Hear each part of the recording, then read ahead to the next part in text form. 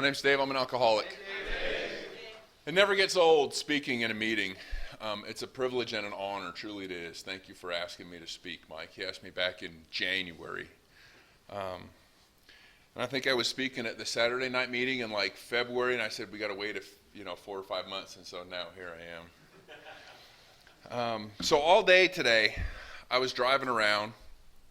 I'm a home health nurse, and so I got lots of time in the truck to think. And I was thinking about what I could say and how I could say, and have it not be about me, and try to carry that message. And what I find is it's trying to say what I can hear, right? Because what I'm trying to tell all you guys is the message I need to hear. And it's like in saying it, I just start to believe it, maybe just a little bit, And I'm supposed to talk about what it was like, what happened, and what it's like now. And there's so many familiar faces out there. I've been in this town for 20 years. And I just keep seeing all these people, and it's like my community, Prescott's my community. And when I got here, I was alone, lonely, a hurting little kid, And they played that Eagles song, Desperado. And there's a sign where it says, come down off these fences, And as I was embracing this new sobriety and realizing that drinking and drugging wasn't going to work for me, that became my sober song, right? Because for so many years, I was up on the fences, right? Because I didn't trust anyone. And I always digress to the little 5-year-old kid, because I think that's when I was wounded so much that finally I realized I just had to turn my back on everyone, and it was all about me. And so what it was like, I grew up in a family. Dad was a rager. He didn't really say much. We always walked on eggshells. Mom was like an emotional cripple, like very little touching or hugging or any of that. And it was a family. I had 2 sisters that were 4 and 5 years older, and we all kind of did our own thing. Vacations were miserable because it was just a matter of time before Dad was going to get pissed off, and everyone was just quiet, and you could just feel that energy, just that negative, oppressive energy. And so the first time I really realized the magic of alcohol was when we would have our holiday parties. I think we would have one for like 4th of July. And all of a sudden that pressure was gone, right? Like Dad didn't have that pressure. I didn't feel like I was walking on eggshells, because everyone, in my perception, was just a little bit looser, medicated, and it was the alcohol. Like I saw the magic that alcohol had. And so, I can go through stories, I can go through Drunkalog, but really there's really no reason. I was in 7th grade, and I remember I heard some kids talking about getting together before the 7th grade dance, and they were the kind of kids that had weed and beer. And so I was like, hey, where are you going to be? I want to go. And it didn't matter, right? I had no fear. I wanted to be a part of that because I knew that's where the magic was. And I got there behind the field house before the 7th grade dance, and they had like a case of Budweiser. And I was all about getting as much and as quick as I could. I was going to drink it and drink it and drink it. And then the pot, came out, and we're smoking weed and drinking beer. And I got lit up, and I went into that dance, and I made an ass out of myself. I didn't know it. But it didn't matter, because that was like the first time where I walked into this social situation, and I had no inhibitions. I really had no fears. I was like walking on cloud 9. And so for the rest of my drinking days, that is what I wanted to do. So from that first time I drank, I was an alcoholic. I drank for effect every single time. The only time I wanted to control my drinking is when a therapist I was seeing, because I was suicidal and it was really close to the bottom, she gave me the option. She says, okay, let's see if you can quit drinking on your own. And I kind of said, well, okay. And I knew it wasn't going to end well, because really I wanted to drink and do drugs, but it had quit working by that point. And so the first week I came back, and I said, I had a couple beers, and she said, good job, that's great. And then the next time I came back, I think I had done like mushrooms and a little crystal meth, and of course drinking, and she's like, you can't stop on your own. I said, you're right, And she said, you need to go into treatment. I'm like, yeah. She goes, what about tomorrow? And I was like, oh my gosh, and the part of me was totally petrified, overwhelming fear that I didn't know how to function not being on alcohol. And I was at that jumping off point. The book talks about the jumping off point. where we can no longer imagine our life with alcohol, and we can't imagine our life without alcohol.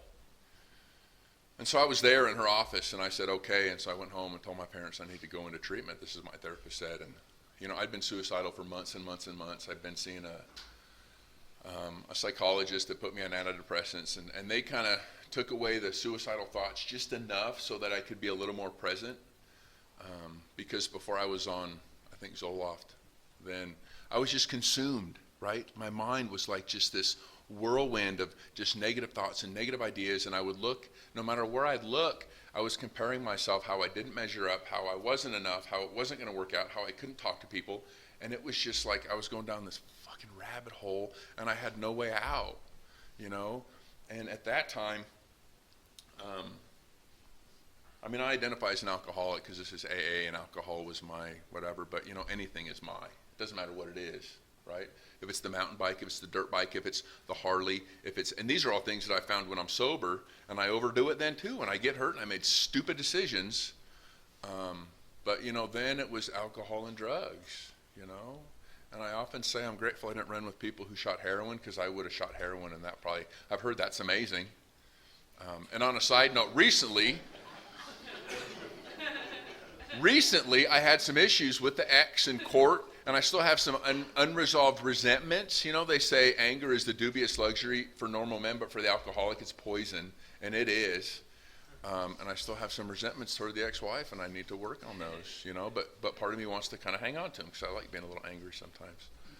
And I got out of court, and they really wronged me, You can't imagine what they did to me. Really, it was wrong. And I called my dad, and I'm like, Dad, you don't understand. And he said, just a minute, I'm on the 5th hole. I'm getting ready to tee. I've talked to Tim. Well, and so he's down in Phoenix. And this friend of his, Tim, is in the program. And I told Tim what the judge said. The judge is making me pay her another $300 a month. You know what he said? I guess God thought you had an extra $300. I'm like, really? And he's like 10 or 12 years sober, like he works in recovery. And that's my God sense of humor, But they put the seeds, right, in my head. That's what all you guys do. You don't force me to do anything. You suggest it, right? And I finished the day, and I went home, and, I had texted Oscar about getting some firewood, like at 9 o'clock at night or something. And I went to bed, and I woke up at 2 in the morning, and my mind is just reeling. You know how it goes, right? The reason I would drink and do drugs to just stop the voices. And I woke up at 2 in the morning, and that rage and that anger and that resentment woke up the disease, and it said, hey, I think you need to do heroin. You've never done heroin.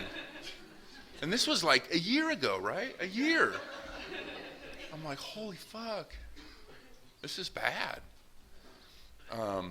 And then the book, this is our big book, and all this started from this. Do you have one of these? I need one. Here, right here. Here's yours. So you take this and you put your name and your sobriety date in the front page. All right. Okay? You don't ever have to do that again. Thank you. I don't know whose book it is. You can thank them. Rarely is sponsoring you, right?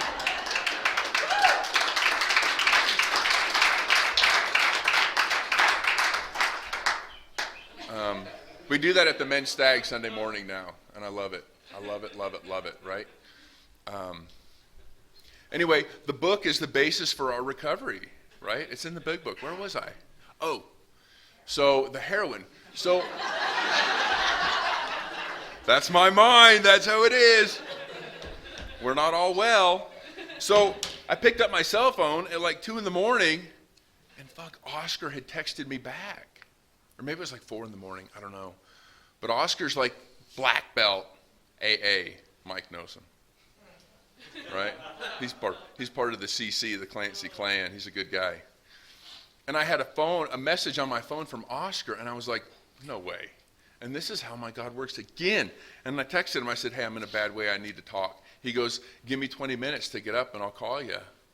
And he called me, and he talked to me. And in 3 hours, he was in my living room, and we went and we cut a tree for firewood. And we sat and talked about his similar experiences with an ex-wife and with court and with the child and all, and it's like this stuff just doesn't happen by mistake. This is the miracle of this program. Anyway, like it's amazing.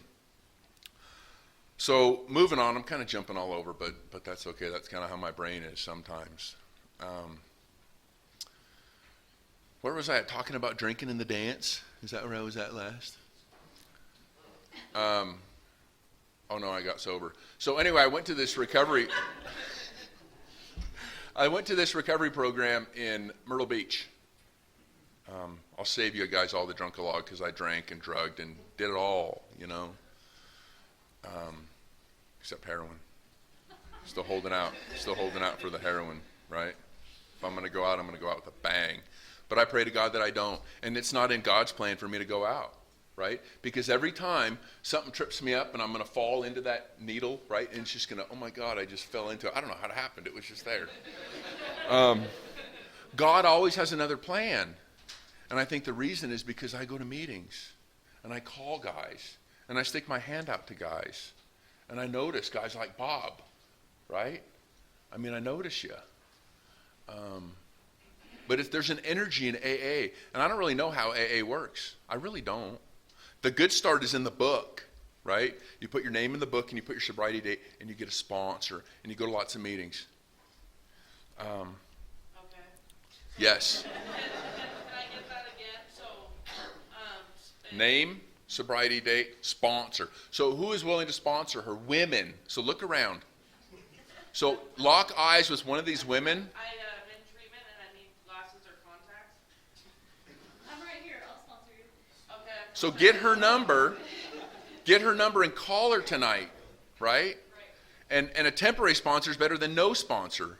Yeah. And a sponsor that might work is better than no sponsor, right? Get the number and call it. Well, my plan is to interview him. No. Bad idea. So we're not supposed to crosstalk, so I'm going to cut this off right here. Oh, sorry. We're not. That's okay. I know. Keep coming back. You'll learn them. You're doing great. Lots of meetings, sponsorship. I mean, stick your hand out. So I got on the plane to go back to this treatment center, and I was filling out the intake like a week before I was supposed to go into this treatment center, and I was drunk, of course, right? And my mom was pissed off, right, that I was drunk filling out this intake. It was the best thing I could have done, because what do we do when we're drunk? We just throw up, right? Everything exactly how it is. There's no filter. So they got an unfiltered version of what they were going to get. And you know, when I got off the plane, you know what they said? We didn't really know how sick you were before you were coming, and you were already on the plane. We tried to call and say, hey, he can't come. We don't want someone that's just drying out, suicidal, right? So I get there and they have me sit in the chair and I took my picture, and then they pulled me aside and they said, hey, so if you're thinking about suicide, if you're going to commit suicide, you have to come tell us first. And I'm like, okay, right? Like, really?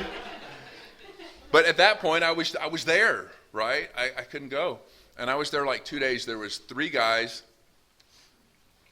and I think 6 women. I mean, it was just like a heavy-duty, intensive therapy for people who were burned out in life, right? And I was definitely a burnout. And about day 2, one of the guys, this wasn't for him, and he got on the plane and went home, and I just kind of watched him leave, and I thought, man, that's an option. I could just leave. But I was a kid, and I was there, and whatever. I was 21. And I think it was about day 3. See, the thing about alcohol, people come in here, and they think alcohol is their problem, or heroin's their problem, or crystal meth is their problem.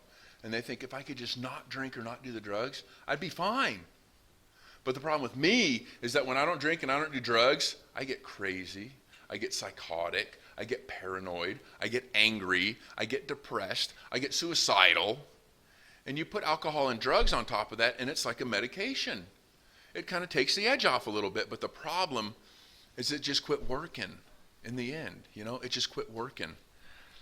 And so about day 3 in this, it was called the STAR program, they really started putting screws to me, right? Like we were doing a lot more work and therapy, and I was starting to feel pretty vulnerable.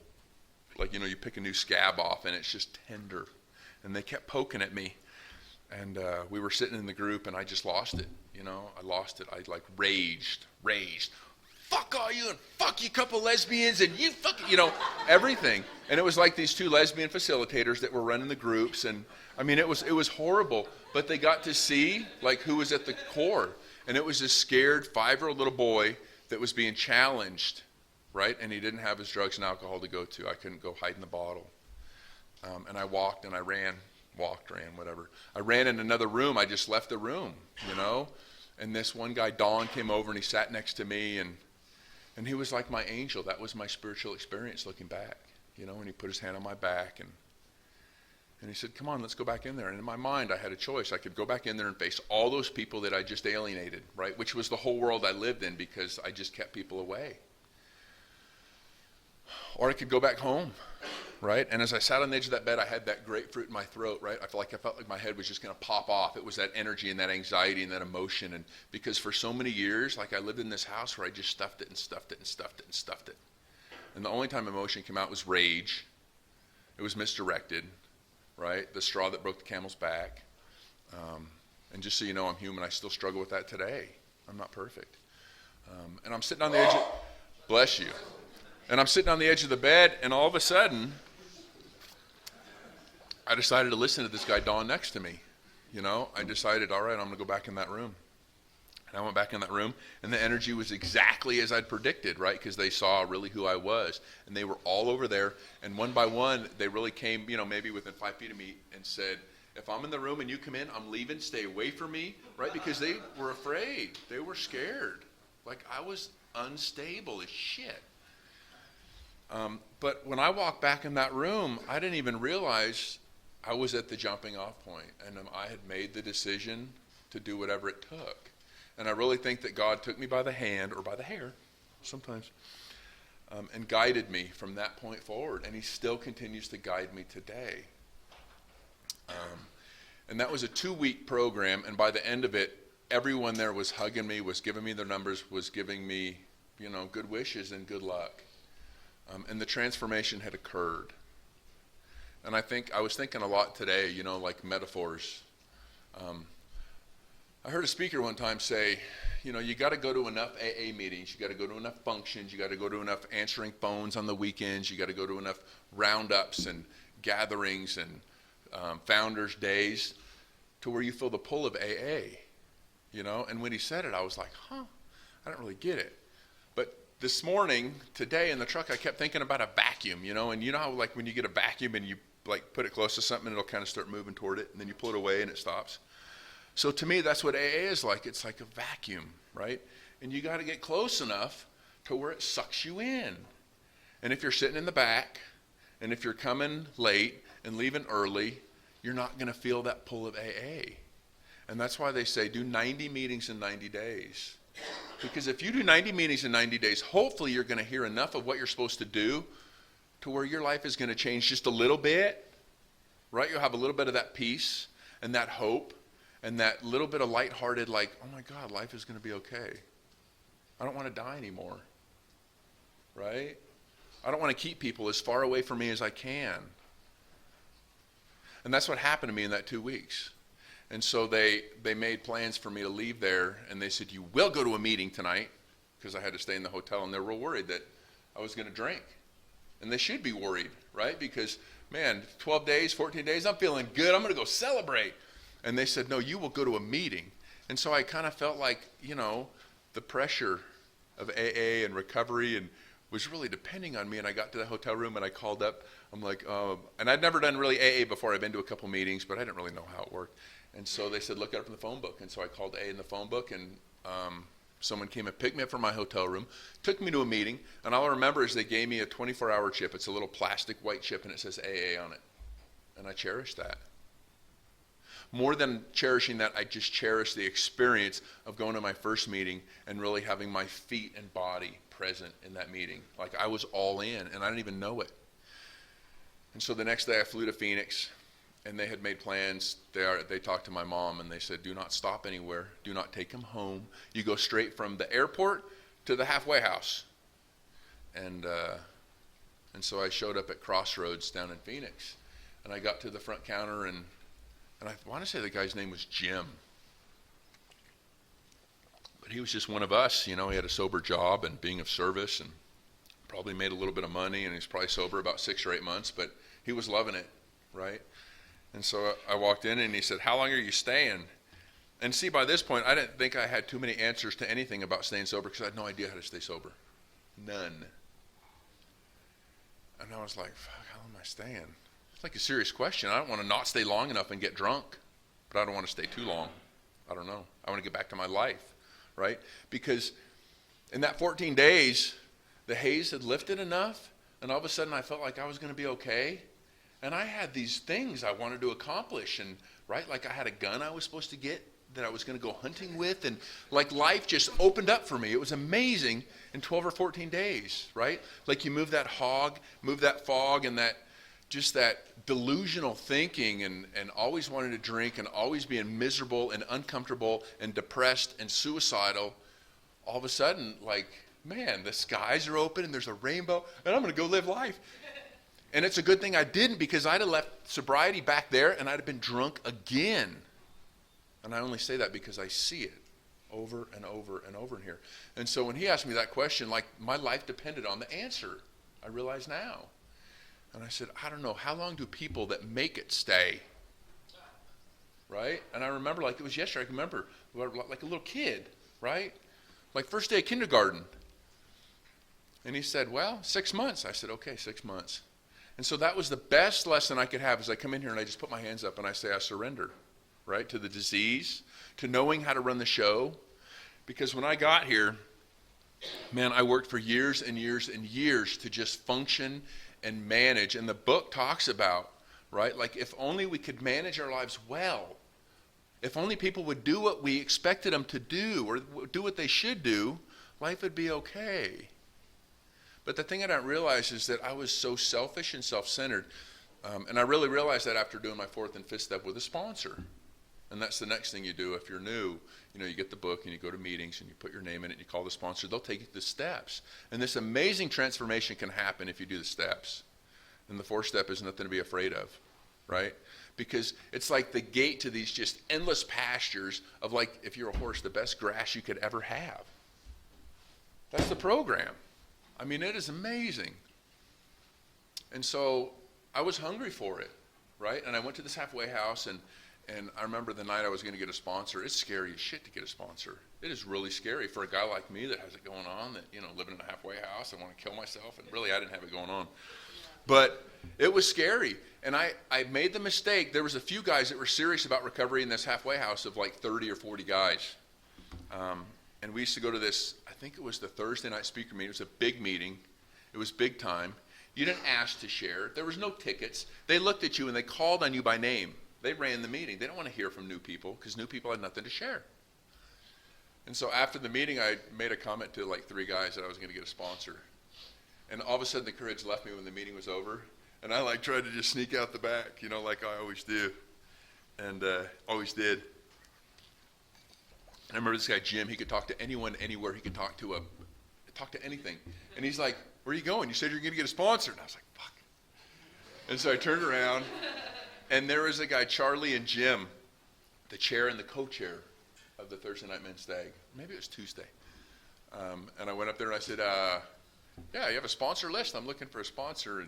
And Jim looked at me, and he says, nope, but Charlie here would sponsor you.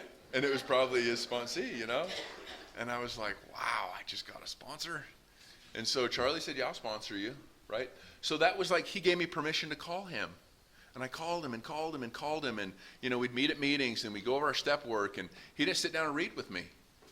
I'm not saying what's right and what's wrong. There's, for every single person in this meeting that's been through the steps, they've done them just a little bit different. There's no wrong way to do the steps. Just do the steps and don't drink. And if your life gets better, then you're probably doing them right. If your life gets worse, probably take a look at it. But Charlie went through the steps with me, and he would give me lessons. He'd say, do this. And then call me, you know, after you've done it, he'd have me do readings for like 8 days. And I'd read it and read it and read it and call him after like 4, and he'd be like, did you do what I said? No. Read it for 8 days and then call me. And I was just chomping at the bit, because when I was new, man, I was on fire for sobriety. I would go to meetings and it was like a candlelight meeting. I'm like, what's a candlelight meeting? And I go to candlelight meeting and you get in there and they shut the lights off and they just light candles. And it's just this totally different, subtle energy, right? It was almost like I was going to AA with under the influence of something. And it was just lack of stimulation, right? Because I don't know if you're like me, but I get overstimulated. There's just too much going on and sometimes I just need to take off. That's why I sit in the front row always. First, because my sponsor told me to. My sponsor said, if you want to stay sober, you sit in the front row, you thank the speaker, you reach your hand out to the newcomer. That's how it works. And so that's what I did, and that's what I do. I get so distracted. If I'm sitting back there, I'm not listening to the speaker. I'm not getting the message. That's the same thing for life. I do my best to show up for life, but I am so easily distracted, and I just accept it, man. I can only do my best today. And after a little bit of time sober, I've realized that my best is enough, right? Like, I am enough. That's not how I felt when I came in here. But, I met with that sponsor, and I remember I did my whole 4-step. I don't know how many pages it was. It was enough, right? Like, I was done. I had everyone on the list, and I did the 4th column, which is my part. I didn't really understand why I was doing this. I just did it. I didn't understand much in the beginning. I just did it because they told me to do it. I didn't do it because it was going to get me something, but it was giving me feeling more peace than before I got here, right? That happy, joyous, and free, I wasn't there, definitely wasn't there, but I was feeling like okay most of the time. And so I did this 4-step, and I showed up, and he lived over in Tempe, and I don't know if you know Phoenix, but Tempe's busy, and it's like the college town, and Pink Floyd was in town. Their concert was that night. And so I'm driving through rush hour traffic down like University or wherever. And I get to his house and it took like twice as long as it should have. And I'm like, all right, I'm ready. And he looks at it and he looks through it. He goes, where's your fears list? Where's your sex inventory? I'm like, well, that wasn't part of the columns. He goes, well, you got to keep reading in the book. So he sent me home. He sent me home, And I wasn't mad. I wasn't frustrated. I was like, oh, well. I'll finish it. Like I was just like happy-go-lucky for this sobriety thing. And I had a sponsee that came to my house one time to do a 5th step, and he wrote little bitty teeny. And I'm like, Jason, I can't read that. I can't see that. How can you even see what that is? So I sent him home. And it's not because my sponsor did that to me. And you know what he did? And I didn't even pick up on it. He came back with butcher paper. And like he wrote in black magic marker to be a smartass. And it went right over my head. I'm like, that's perfect. We can see it.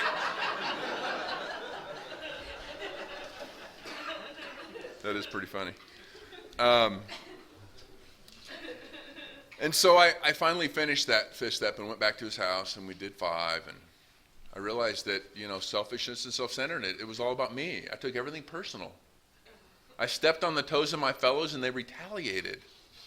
All these things I'm saying are from the book or from meetings. None of these are original thoughts. None of them. None of them. I can't take credit for this stuff. It's from going to meetings, reading the book, listening to speakers, right? Reading the daily reflections. That's how I got this thing. I always thought I could just figure it out, right? If I would just think enough. And what I found out about thinking is it's just another form of distraction. Right? Just like all the other things I use for distraction to make my life manageable. And I have lots of things for distraction. But I still have a lot of trauma, a lot of issues inside. And I'll probably die with those trauma and issues inside. So it's all about balance. And I struggle with balance. I don't do anything just a little bit, right? Like I'm focused. People have said, I think you're manic. I think you're bipolar. And I've been checked out a couple times. They said I'm not. Even recently, they said, I'm not. So don't think that when you come in here and you speak and, we got it all going on, because we don't. We have the same struggles as all you guys. Like, we're in this together. I can relate, I continue to struggle. And I wouldn't even say on a daily basis. But when I got here, I was miserable all the motherfucking time. Always. It was just less miserable than other times. I was always miserable. And in that first 14 days, the fog lifted enough so that I could like take a breath and I could start looking in the mirror and say, you're okay, man. You're an okay guy. And I do that still. I'll look in the mirror. I'll say, I love you. And I'll see if I believe it, right? Do I believe it? And I do. And I need to do that to reconnect with myself because I get so busy running in the life and the job and the girlfriend and the kid and the ex-wife and the court and everything. I have a real hard time slowing down. Meditation's not my favorite thing to do. It's not. Reading? Oh my God, my mom always used to be like, read a book. I'm like, I can't read. I can't read. I can read, but I can't remember what I read. I picked up the big book a couple days ago and I started reading it again. And I don't read the big book that often. And I was reading the doctor's opinion, and it was, oh my God, you hear people say they change the book every time I read it. Well, really, they don't. But I was reading it the other day, and I was amazed at how much I enjoyed that one page. Like, I could really connect. I could relate. And so that's why I'm like, you got to have the book. Like, to anyone that doesn't know, this whole program started because one guy just couldn't quit drinking, and this real religious zealot came to him and said, hey, I got the message. This is it. But there was just a little bit too much religion. And I'm not a book thumper. I just told you I don't read, so I might be a little bit wrong in how I'm portraying the story. But this is how I remember it. It's how it makes sense to me, and I'm speaking so I can tell my story, right? So, Ebby, I think his name was, came to Bill Wilson, and Bill Wilson kind of listened, and he was a smart guy, and he said, yeah, I don't know. But then all of a sudden, he found himself at that crisis where he was going to drink again. He'd had a time sober, but all of a sudden life was oppressive and he was starting to worry and stress, and he wanted that instant relief, right, that's provided at once that we know with alcohol and drugs.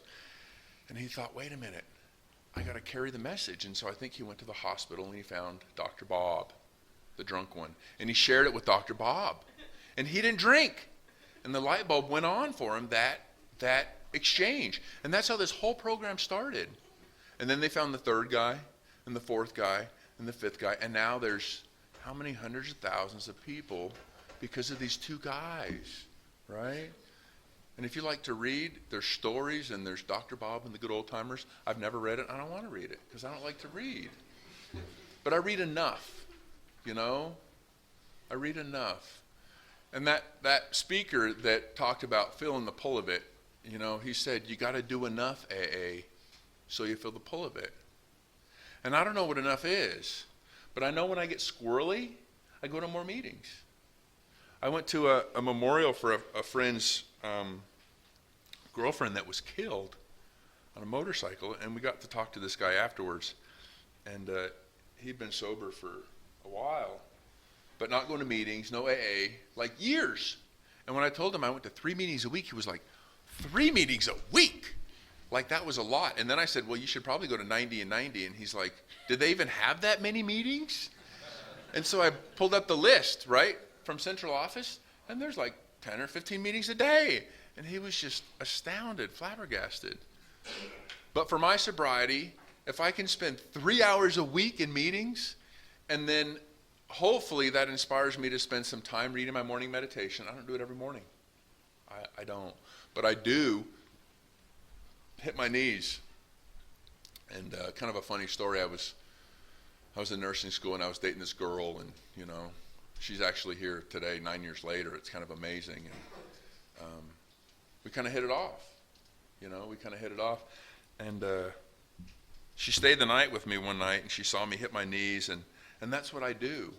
I hit my knees when I wake up, when I go to bed.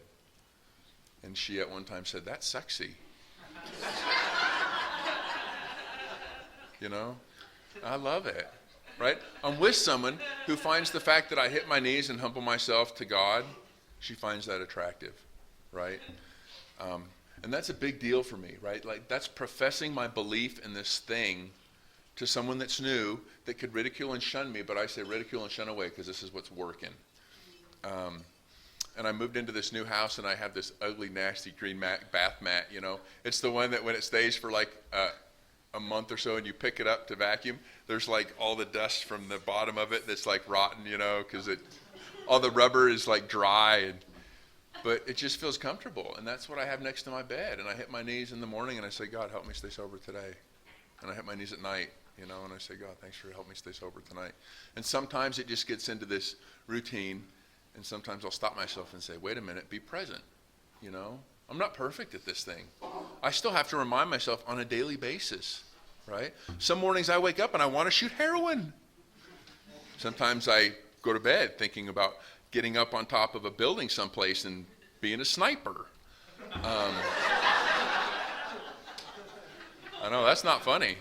Like, that's for real. Those are for real thoughts. And I share that because so you can see that I'm sick, right? But Oscar one time told me, he goes, from the podium we share in a general sense. We don't go into details. We don't have a drunk-a-log. We share, so generally, I could see myself being a sniper and wanting to take people out. But see, the problem is that reminds me, that's like the Al-Anon wave too, right? You know what the Al-Anon wave is? You know what the Al-Anon wave is? So you're like this, you're pointing the finger. But the problem is there's 3 fingers pointing back at you, right? And so that's what I've learned, that when I have a problem with someone else, when I'm pissed at you, when I think there's something you did to hurt me, really I need to go look in the mirror and say, what's going on with you? Where have you felt that before? What is this bringing up in you, right? And that's what emotional sobriety, I think, is really all about. Because when I'm pointing at you and saying, you're pissing me off, I'm not being willing to own my anger, right? Like, none of you guys can make me feel anything. But a lot of people go around saying, you know, you make me mad, you make me sad. And I even try to pull that with my girlfriend. And thank God she found Al-Anon. And I think I might have had something to do with that. And now I kind of regret it, but it's probably good. Because more than once, you know what she said? That's your shit. Call your sponsor. Right? Like, we like to do the codependent dance sometimes, right? Like, get an old behavior and kind of play a little bit. And it's kind of fun. It's kind of nice. It's kind of comfortable. But we got to be careful. Because that old behavior will get me drunk. Right? And if I get into a dysfunctional, codependent relationship with someone who co-signs my bullshit, they're probably not going to be happy. They're just going to let me rage and think that they caused it. Right?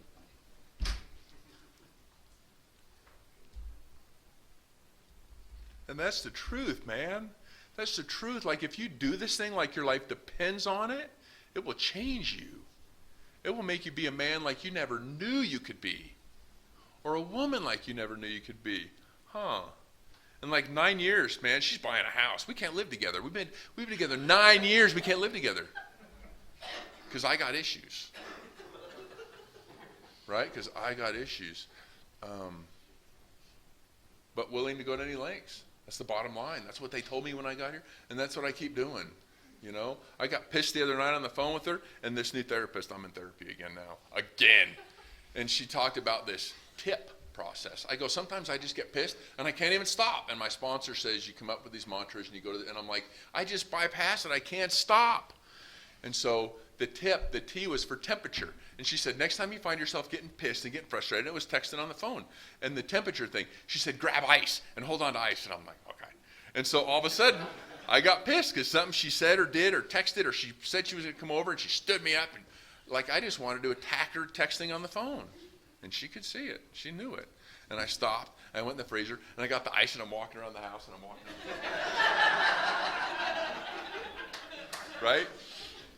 I won't tell you how sober I am, how long I've been sober, because you'll think I should be a lot further along than I am, but that's okay.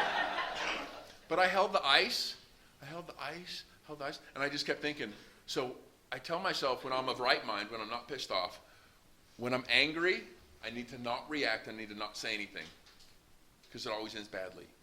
But I can never not do it. And so you know what I realized? They told me about using the program to stop smoking, right? So now, I admitted I'm powerless over anger, and my life is unmanageable, right? Came to believe that our power greater than ourselves to restore me to sanity, and that's not feeding the anger. So the sanity is getting the ice, because insanity would be going into that anger and doing the same thing, right?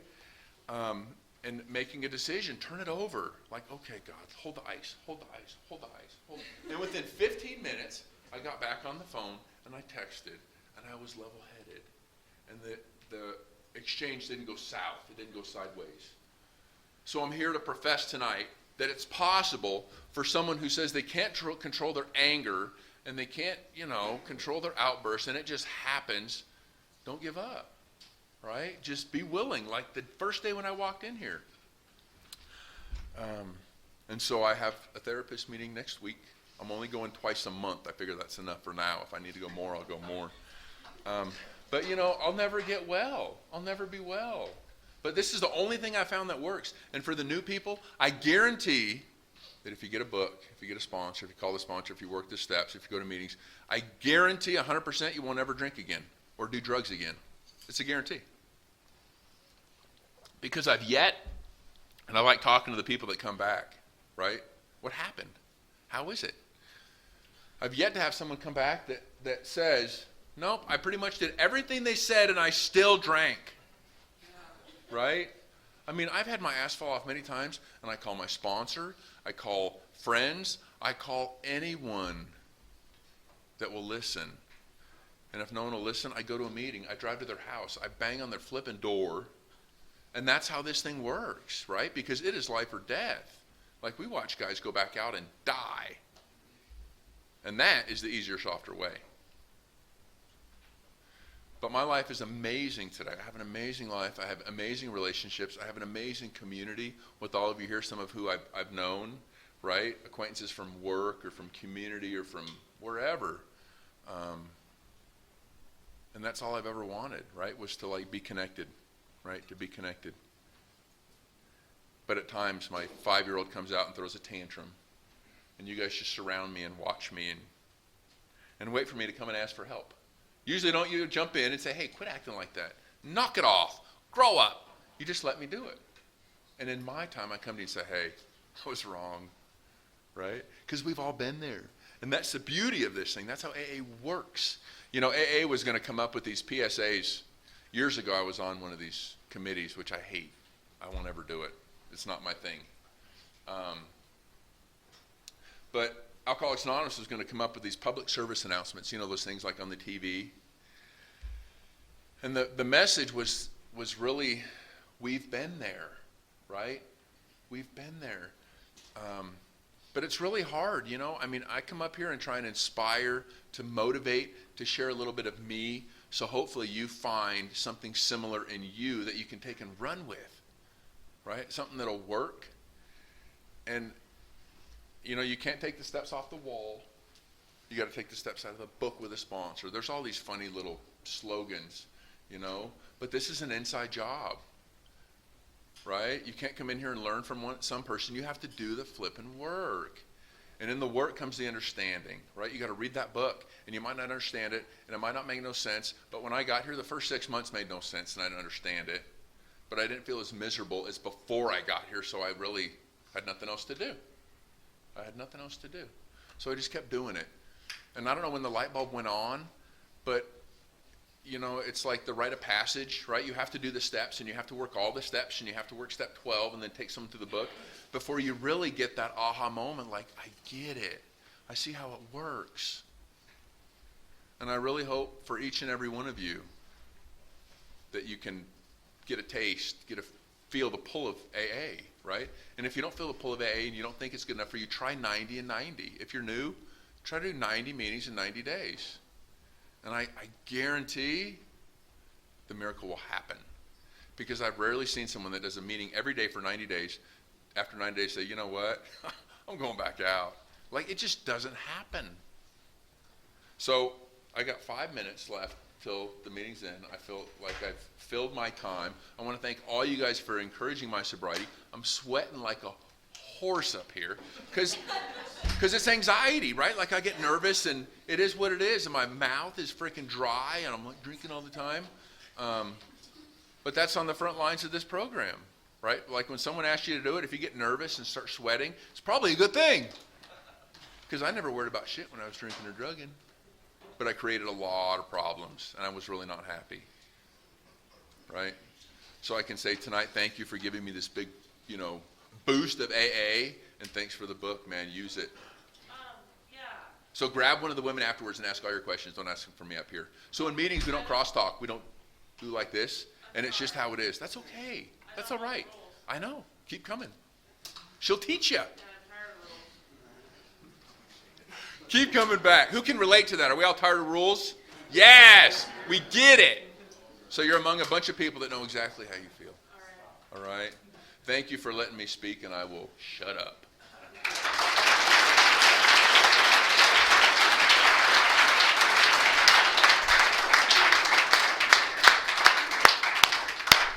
All right, let's give another big hand for our speaker tonight, David.